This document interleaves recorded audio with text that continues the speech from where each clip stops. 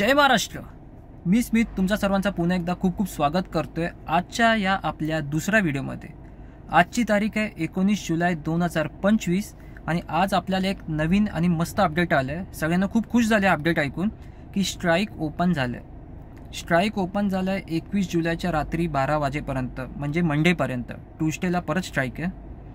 आता बऱ्याच जणांनी हे न्यूज ऐकून फटाफट जातील ऑन ड्युटी आणि गाडी चालवायला चालू करतील. पण ऑन ड्युटी जायच्या अगोदर हा आपला जो छोटासा व्हिडिओ आहे प्लीज पूर्ण ऐकून जा, नाहीतर तुमची गाडी ब्लॅकलिस्ट होऊ शकते, तुमचा ID पण सस्पेंड होऊ शकतो. खास करून तुमच्यासाठी आम्ही व्हिडिओ बनवला आहे. प्लीज रिक्वेस्ट आहे सगळ्यांना, पूर्ण ऐकून जा. नंतर तुम्ही तुमचं जे काय सजेशन असेल ते तुम्ही देऊ शकता. जसं तुम्ही तो व्हिडिओ बघितला असेल की त्या व्हिडिओमध्ये सांगितलं आहे की स्ट्राईक ओपन आहे, पण त्याचबरोबर एक छोटासा ट्विस्ट आहे. ट्विस्ट असं आहे की तुम्हाला 32 रुपये पर किलोमीटर रेटच्या हिशोबाने तुम्हाला कस्टमरकडनं बिल घ्यायचं आहे. अर्थात 10 किलोमीटरची जर एक ट्रिप असेल तर त्याचा बिल होणार 320 रुपये. 20 किलोमीटरची असेल तर 640. आपल्याला 32 इंटू कॅल्क्युलेशन मारायचं आहे पूर्ण. आता हा जो 32 इंटू कॅल्क्युलेशन आहे आपण मारला आणि कस्टमरला सांगितलं एखाद्या की सर तुमचा जो बिल आहे तो जे काय कंपनीवाला दाखवत असेल तुम्हाला, ओला, उबेर किंवा रॅपिडो, पण मला गव्हर्नमेंटच्या हिशोबाने पाहिजे 32 रुपये पर किलोमीटर. कस्टमर गोड बोलेल तुमच्याशी, हो चालेल काय नाही, आणि कधी कधी कस्टमर कन्व्हिन्स पण नव्हे.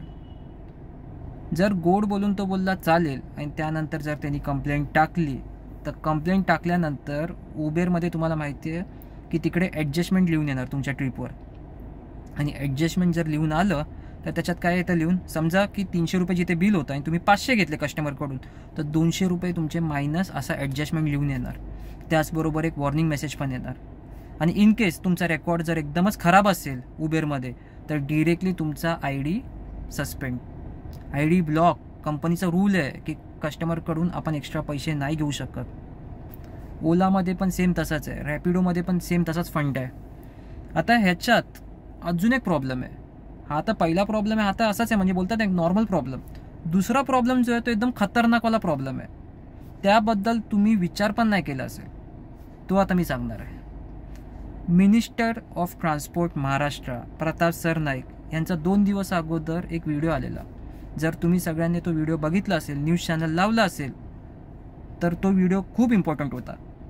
ते म्हणतात ना ABP माझा, उघडा डोळे बघा नीट, ती वाली न्यूज मी आता तुम्हाला सांगणार आहे. प्रताप सरनाईकने व्हिडिओमध्ये सांगितलं होतं की ओला, उबेर, ठीक आहे, Ola, Uber, Rapido, taxi, T permit गाड्या, या गाड्यांमध्ये जेव्हा कस्टमर बसतोय आणि त्या कस्टमरला जर काही त्रास झाला किंवा त्याला काही कंप्लेंट करायची असेल ड्रायव्हरच्या रिलेटेड किंवा गाडीच्या रिलेटेड, तर त्यांनी तो टोल फ्री नंबर काढला आहे 1800-220-110. या नंबरवर कस्टमर कॉल करून आपलं जे काय कंप्लेंट असेल ते सांगू शकतात. आता समजा एखाद्या कस्टमरकडून तुम्ही जास्त घेतले आणि या गरमागरमीमध्ये त्या कस्टमरने तुमची कंप्लेंट टाकली त्या टोल फ्री नंबरवर. तुम्हाला असं समजणार नाही की आपली कंप्लेंट आहे की नाही. हे का नाही समजणार ते पण तुम्हाला क्लिअर करतो. जेव्हा आपली टी परमिट गाडी आहे ना पासिंगला जाते तेव्हा 2 कंप्लेंट्स असतात गाडीवर. पहिली कंप्लेंट जी आपल्याला माहिती असते MTP app, Mumbai traffic police app. जर तुम्ही सिग्नल जंप केलं आहे, ओव्हर स्पीडिंग केली आहे तर जे काय फाईन असेल ते MTP ॲपवर दाखवतो. पण दुसरी जी कंप्लेंट असते ना, तो RTO एजंट आपल्याला बोलतो, बाबा तुझ्या गाडीवर RTOवाल्यांनी फाईन नाही मारलं ना कधी. तेव्हा बघा आपण त्याला विचारतो RTOचा फाईन म्हणजे काय, तर ते सांगतात की ती स्कॉर्पिओ गाडी असते रस्त्यावर उभी ज्याच्यावर RTO लिहिलेला असतो, त्याचा फाईन डिरेक्टली मेमोमध्ये येतो. आणि मेमोमध्ये जो येणारा फाईन आहे तो कधी पण ऑनलाईन दिसत नाही. ऑनलाईन जास्तीत जास्त जर एखाद्या ॲप्लिकेशनमध्ये दिसलं तर ब्लॅकलिस्ट असं लिहून येणार, बस, बाकी काय नाही लिहून येणार. तर तो जो फाईन आहे आपल्याला आपली गाडी जेव्हा पासिंगला जाते तेव्हा आपल्याला तो फाईन क्लिअर करावा लागतो. आता जसं त्यांचा तो स्टेटमेंट होता मिनिस्टर ऑफ ट्रान्सपोर्टचं की एखाद्या व्यक्तीला जर काय कंप्लेंट करायचं असेल तर तो त्या टोल फ्री नंबरवर कंप्लेंट करू शकतो. समजा त्यांनी कंप्लेंट टाकली आणि तुमची गाडी ब्लॅकलिस्टमध्ये गेली किंवा एखादा फाईन तुमच्या गाडीवर आला असेल आणि तो तुम्हाला माहिती नाही, तर हा फाईन तुम्हाला कधी समजणार, तुमच्या पासिंगच्या वेळी. तर तुमच्या पासिंगच्या वेळी तुम्हाला हा फाईन समजणार, त्याच्यानंतर तुम्ही तो फाईन भरणार. समजा एखाद्या वेळी जर गाडीच ब्लॅकलिस्ट झाली मग काय करणार पुढचं, कारण नवीन रूल आहे, काही होऊ शकतं, मी सांगू नाही शकत त्याच्यात एक्झॅक्टली काय होईल पुढे आणि काय नाही होईल. पण आपलं काम आहे, कर्तव्य आहे की जे काय असेल त्याच्यात आपल्याला थोडं वाटलं असं की हा बाबा हा जो रूल आहे याच्यात काय प्रॉब्लेम येऊ शकतो, काम आहे आपल्याला सांगायचं. बाकी तुमची मर्जी आहे, तुम्ही तुमच्या स्वतःच्या मर्जीचे मालिक आहात. तुम्हाला जसं पाहिजे तसं तुम्ही करू शकतात. एखाद्याला जर वाटते 32 रुपये पर किलोमीटरने चालवावं तर तो चालू शकतो.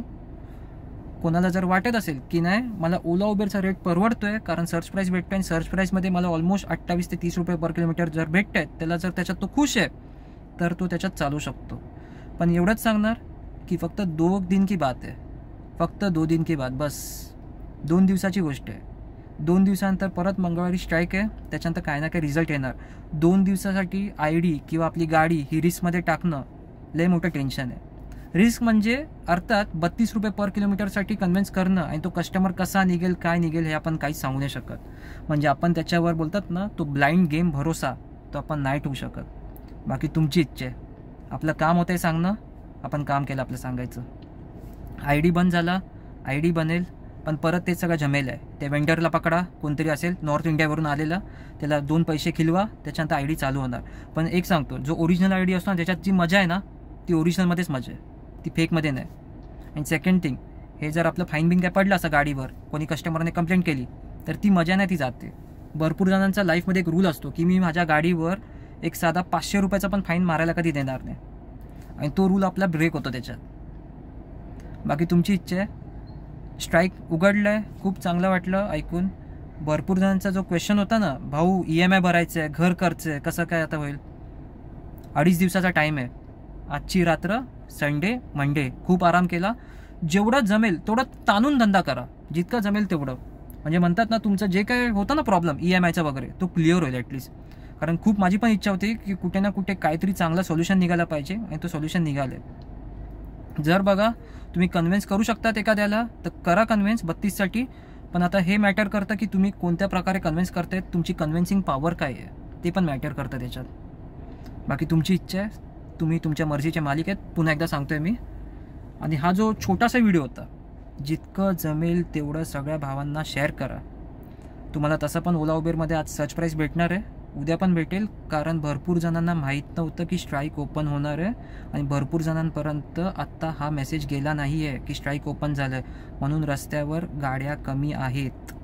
सर्च प्राईस आत्ता पण बघाल तर पूर्ण ऑल ओव्हर मुंबई, कल्याण, विरार वसईला एवढा नाही दाखवते, पण नवी मुंबईला तो सर्च प्राईस आहे ना तो एकदम असं रेड दाखवतोय. म्हणजे अर्थात तुम्हाला जो रेट आहे तो ऑलमोस्ट 1.5x पर्यंत भेटेल. जिथे 100 रुपये बिल दाखवत होतं तिकडे तुम्हाला 150 रुपये भेटेल. जिथे तुम्हाला 200 दाखवत होतं तिकडे तुम्हाला 300 पर्यंत भेटेल. असं वाला सर्च चालू आहे आत्ता पण. 2 दिन की बात आहे, बाकी तुमची इच्छा आहे. आजचा व्हिडिओ प्लीज जेवढं जमेल तेवढं शेअर करा. This is Smith signing off from my channel Smith and you. जर काही नवीन अपडेट आलं तर आपण झटपट अपडेट बनवणार आणि ते तुमच्यासमोर इन्फॉर्मेशन देणार. कसा वाटला आजचा व्हिडिओ ते प्लीज नक्की कळवा कमेंटमध्ये. आणि जर तुमच्या साईडने जर तुम्हाला असं वाटत असेल की भाऊ हा एक अजून एक सजेशन होता, ह्याच्या थ्रू आपल्याला असा प्रॉब्लेम होऊ शकतं, तर प्लीज ते पण मेन्शन करा. जो मी प्रिव्हियस व्हिडिओ बनवला आहे तो मी डिलीट नाही करत आहे, तो मी तसाच ठेवतो आहे. कारण त्या व्हिडिओमध्ये मी हे सांगितलं आहे की आपल्याला ओला उबेर आणि रॅपिडो कंपनीसमोर या सगळ्या मेसेजेस पण आपल्याला ठेवायचे आहेत. जे आपले प्रॉब्लेम्स आहेत ना, मेसेजेस थोडक्यात म्हणायला गेलं तर ते सगळे पण आपल्याला ठेवायचे आहेत. कारण ते प्रॉब्लेम जर सॉल्व्ह झाले तर खूपच उत्तम आहे. फक्त रेट नाही वाढवायचं आहे, रेट बरोबर हे जे प्रॉब्लेम्स आहेत ते पण आपल्याला सॉल्व्ह करून हवेत. चला, तुमची इच्छा पूर्ण झाली 2 दिवसासाठी, तरी खूप आनंद वाटला आपल्याला. जय हिंद, जय महाराष्ट्र, जय शिवराय आणि जय मनसे.